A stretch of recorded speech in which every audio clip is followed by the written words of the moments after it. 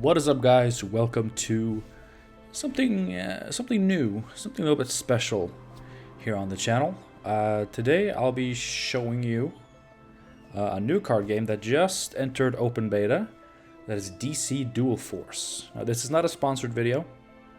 I've been following this game for a few months because I thought it looked really cool, and tried it a little bit in the closed beta. But there were a lot of performance issues that just made it too much of a hassle to really play the game. I've tried it a little bit now after it entered open beta, and actually things seem to have definitely been smoothed out quite a bit. So I would say the game is playable now, literally, because anyone can now access it. Again, not a sponsored video. I just wanted to show it off because I think it's a card game that looks really cool. And for the purpose of this video, it's going to be very much a how to play. We're going to start in the Deckbuilder, and I'll just go over the basic concepts there. Then we're going to do some like one or two matches against the AI, just because I want to be able to take my time, maybe explain things, and I don't want to be roping any real life opponents. Also, for the purpose of this video, I will just be using starter decks, which again, playing that against real-life players who maybe have made some better decks, it may be not so interesting to watch. So we're going to be playing against the AI just so I can show off some of the gameplay aspects of the game. Now, as you can see, DC Dual Force obviously is a game based off of DC Comics, but this game is very different from Marvel Snap. If you think it's the same thing, very different. This game borrows more from more traditional digital card games like Hearthstone, Elder Scrolls Legends, but also a few things more reminiscent of Gwent, which is why I was drawn to this, and why maybe some of you may be interested. So we're gonna jump into this. Not gonna dwell on this screen for too much longer. So in this game you have leaders. A deck consists of 40 cards. And you choose one or two out of the 5 factions. You can play mono faction decks, but you can combine 2 factions. If you combine 2 factions, you need exactly 20 cards from each faction and 1 leader from each faction. Now, your leaders are the ones shown on this screen. All of these except Aquaman are the starting leaders. I pulled Aquaman from a pack, which is really good because he is pretty strong. And if we show unowned, there are some alternate skins here that I actually didn't know about. But as you can see, there are quite a few leaders in the game, and definitely more to come. So the 5 factions are Might, Energy, Tactics, Anarchy, and Tyranny. Might, big powerful characters, Superman, Wonder Woman. Energy, you got the Flash with the lightning, you got Shazam with lightning bolts, and a bunch of cards surrounding that. Anarchy, you got your bad guys, your Joker, Harley Quinn. Tactics, obviously Batman, also a pretty good leader. Tyranny, just more, dominant, usually evil characters. And yeah. So we're going to start with, we're going to be using the Brave and the Bold starting deck, which uses Batman and Wonder Woman. Now your leaders have health. Around 20 health, give or take a little bit, depending on how the leader functions. And leaders, they are your face. Your leader's health, that's your health. When you go face in this game, you attack your opponent's leader. So effectively, you have 2 health pools of about 20 health, give or take. When both your leaders are gone, you lose the game. If one of them dies, you're still very much in the game, but you are going to be missing out on a valuable resource. So your leaders, they start as cards on your board. They are cards. Both players have 6 slots for cards on their board, 2 of which will be occupied by your leaders. Once a leader dies, you can use that slot for playing, recruits, as they're called, units, minions. But yeah, they start on the board, and they have leader abilities, which I will get more into once we get to the gameplay. But that is what they do. Most of them gain some attack for the turn, and they can attack like normal units. Not all of them do though. Like Poison Ivy just summons Savage Vines. She doesn't get any attack herself. There are some cards that do give attack to your leaders. That would also allow them to attack, even on the turns when you didn't activate their effect. But generally speaking, you'll be using your leader's ability and getting some attack. When you attack, you do take damage in return, so attacking with your leader is a little bit risky. But it's kind of a tactical thing. Like, you got to think, okay, I can use my leader to take out this unit. I'll take some, face damage. But at the same time, there is a mechanic in the game that allows you to, protect your leaders a little bit more than most card games allow you to protect your face. So I think it's a good trade-off, and it's a cool mechanic. So here we have a deck. This is the starting deck. The Brave and the Bold using Tactics and Might. And I won't be going over all the cards. I'll just talk about them as we're playing. What I do want to mention, though, is card cost. This game does have a resource system, more leaning towards, mana, because you have an increasing amount of maximum resources, and your cards have a resource cost that you pay in-game. It's not like Gwent with the provision costs. It's an in-game. As you're playing them, you pay the resources, you get the cards, but it's not a numerical resource system. It's a metal-based resource system. I think that is what they're officially called, like metals. You have bronze. For example, Antiope here is a bronze card. You have silver cards like Superboy. And you have gold cards like Gotham Girl. It's this gem on the top left here. There are free cards. Typically in this game, you have 2 resources that will upgrade, from bronze to silver to gold, as the turns go by. But you have 2 resources, so you're often limited to 2 cards per turn.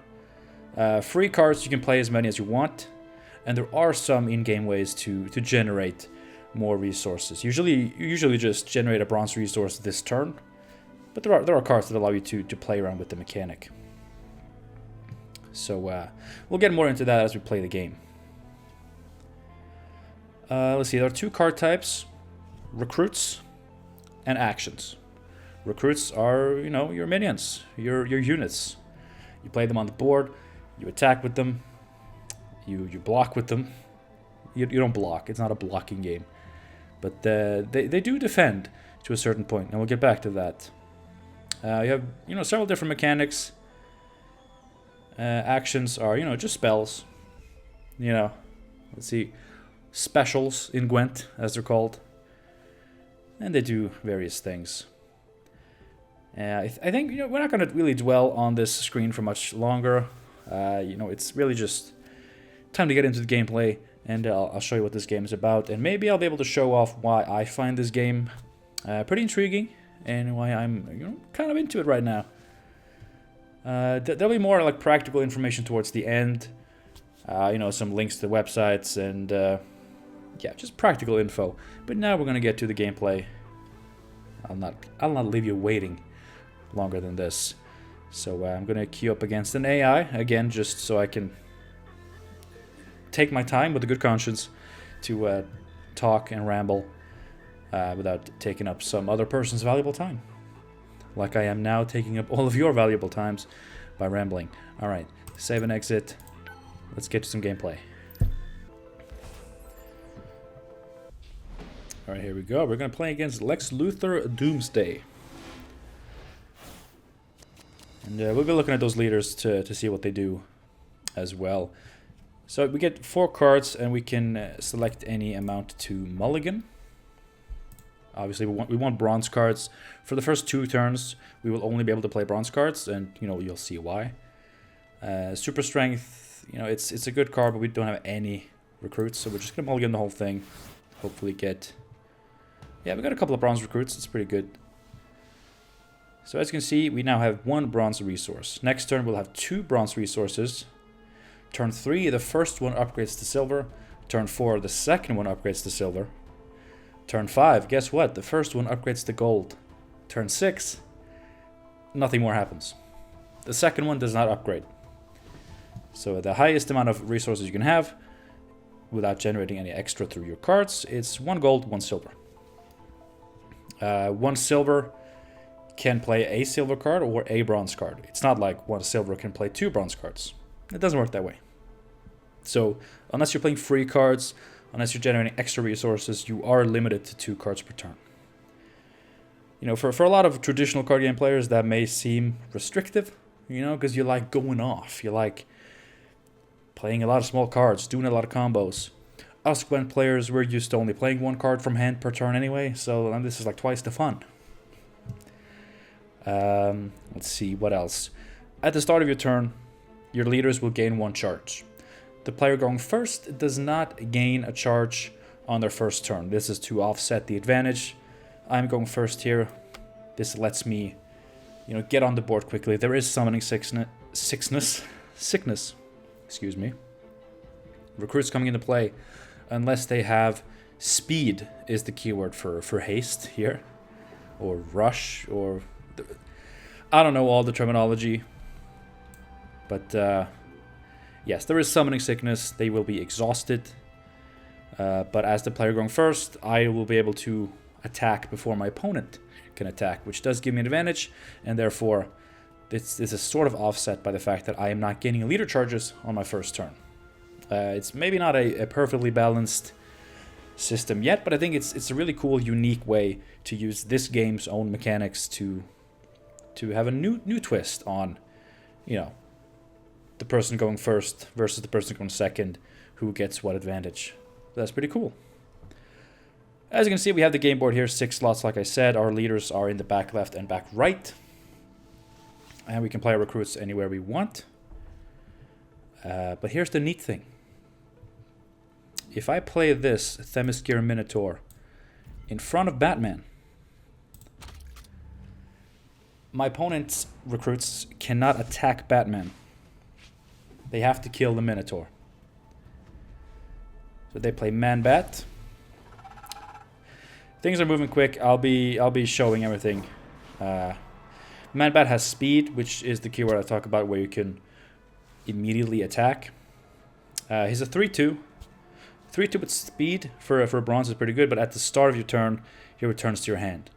So there's the downside there. He is an Arkham inmate, as you can see, which is an archetype in the game. Pretty interesting, like aggro swarm style archetype. Pretty cool, pretty flavorful. I actually really like it. I did forget to talk about my opponent's leaders here. Lex Luthor for 4 charges, so it takes a while to charge him up. KO a recruit. He kills a recruit. He can kill one of my guys, no matter how strong they are.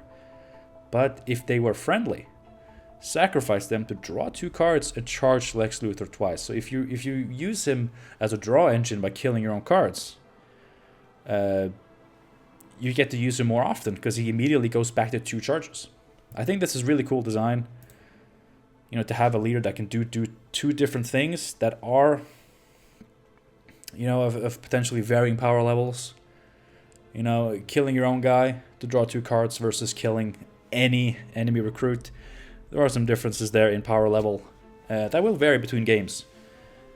But it's a really cool design. I really like it. Doomsday is pretty interesting. After an enemy leader is KO'd, charge Doomsday twice. So he gains 2 charges whenever one of my leaders dies. And for 4 charges, he gets plus 10 attack this turn. That is a lot. And he has 24 health, which is also a lot. But, you know, 4 charges. The first time this charges up, it'll be through natural charge gain, because I don't think they'll be able to kill my leaders by turn 4. And that's fairly slow. But 10 attack is no joke. So now, it is my turn again. As you can see, I have 2 bronze resources. Both my leaders gained a charge. We'll be looking at what they do next turn when I can actually use them. So let's just see. Do I want to kill off this Man-Bat, or do I want to start attacking their leaders? This will return to their hand. They'll be forced to replay it, but they do get to attack with it. They do have synergies with playing Arkham inmates, so getting to replay this could be beneficial to them. It is a favorable trade, so I'm going to take it, and I'm going to play this Warlord. It's a 5/1, easy to kill. There is an archetype in the game that cares about you having units with 5 or more attack. And Warlord is potentially a good card for that. But right now, it's not a great card, but it does let us do some fun stuff. Our opponent played the Mad Hatter, another Arkham inmate. After you draw an Arkham inmate, give them +2/+2, and deploy. Each player draws a card. Pretty potentially very powerful. If they drew an inmate, they immediately get some hand buff value from this. I drew Antiope, which is a decent card, but maybe not enough to compete with whatever they drew. Okay, our leaders are up. First, Batman. He gains 3 attack this turn, and we get to seek one of 2 gadgets. There are 4 gadgets currently in the game. Seek is like Create in Gwent, where you see 3 random cards out of a card pool, and you choose one. Batman specifies you seek one of 2, but unless specified otherwise, Seek is one of 3. So we're going to start with Batman. And we got Tear Gas or Grapnel Gun. Give an enemy recruit -2 attack. Unless otherwise specified, these types of buffs and debuffs are permanent. So this is a permanent -2 attack. And this return a friendly recruit to your hand. These are free cards. Batman very fittingly has these gadgets that are very much like tech cards. I think Tear Gas is going to be the better option here to just have. Wonder Woman gains 4 attack this turn, so more aggressive, and she gives all our recruits +1 health. So we want to make sure that we play down our guys before we activate Wonder Woman here. We don't have much to do. We can play Antiope. And let's see. I think I'm going to protect this Warlord here. Because now with Antiope in front of it, unless they have units with the Hunter keyword, they cannot attack protected units in the back. I think that's a really cool mechanic. We can use Hammer Throw to deal damage to an enemy recruit equal to our highest attack power, which is 5. There's no point in that now, but if we maintain this Warlord on the board, that could actually be really good. May the gods grant us their favor. So we're going to activate Wonder Woman here. That's pretty good. I could trade into this, but I'm feeling pretty confident here. I'm going to use Batman to kill the Mad Hatter, just so we can get through to Lex Luthor. Dealing good amount of damage to Lex Luthor there. I'm prioritizing Lex because his ability is more scary. And if we can kill him next turn, he will actually not even get to use his effect even once. You know, Doomsday, he gains 10 attack, which is a lot. But as long as we have just whatever minions in the front, it doesn't actually matter. So we are looking pretty good. We now have 2 silver resources. You're just shy of being able to play Truth and Justice. Gives all our characters +2/+2. That's an important distinction. Recruit, if it says recruits, it only affects, you know, the non-leader cards. Characters includes leaders, so this would give even our leaders permanent +2/+2, which is really, really good.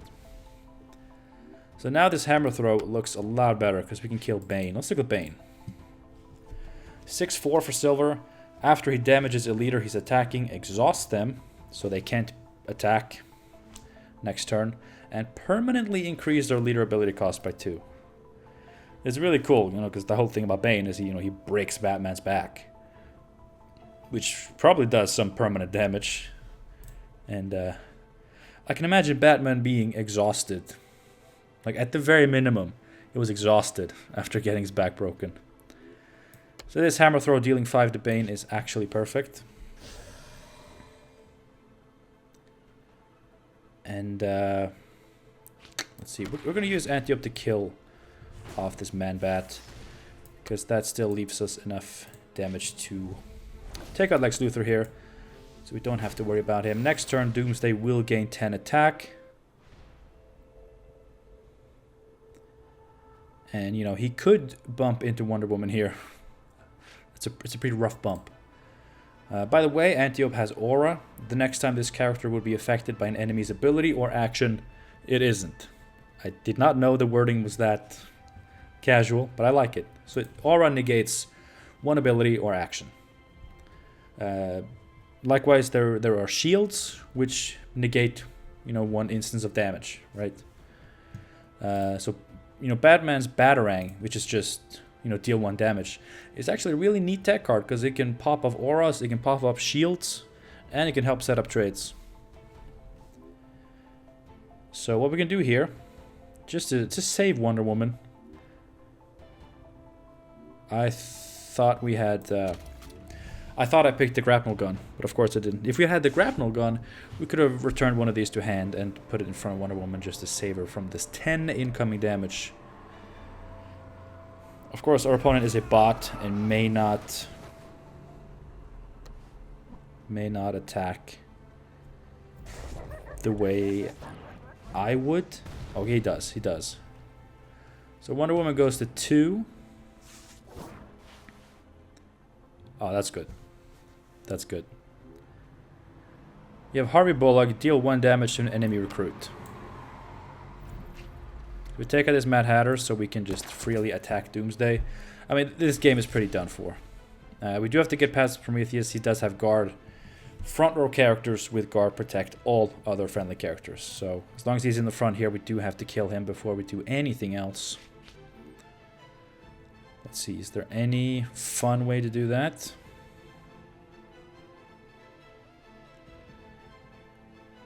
Not really.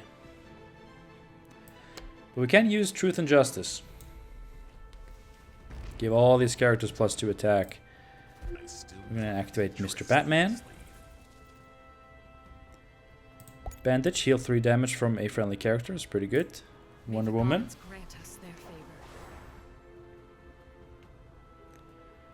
So now we can use this to take that out and then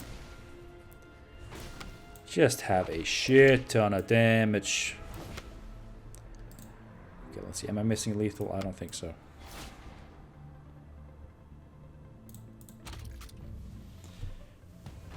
So obviously this game is going to be very much me dominating because we're playing against a bot. And KO an enemy recruit, draw a card. And they hit the aura, right? Like, we're playing against the bot, so these things are to be expected. Scarecrow.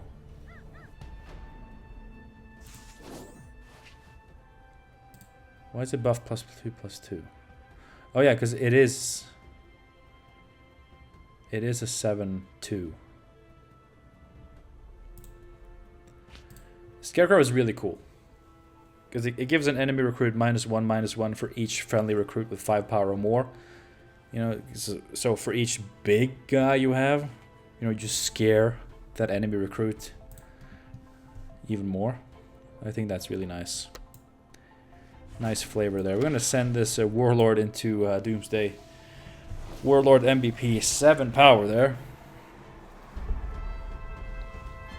And that's it. That was a game of DC Dual Force against the AI.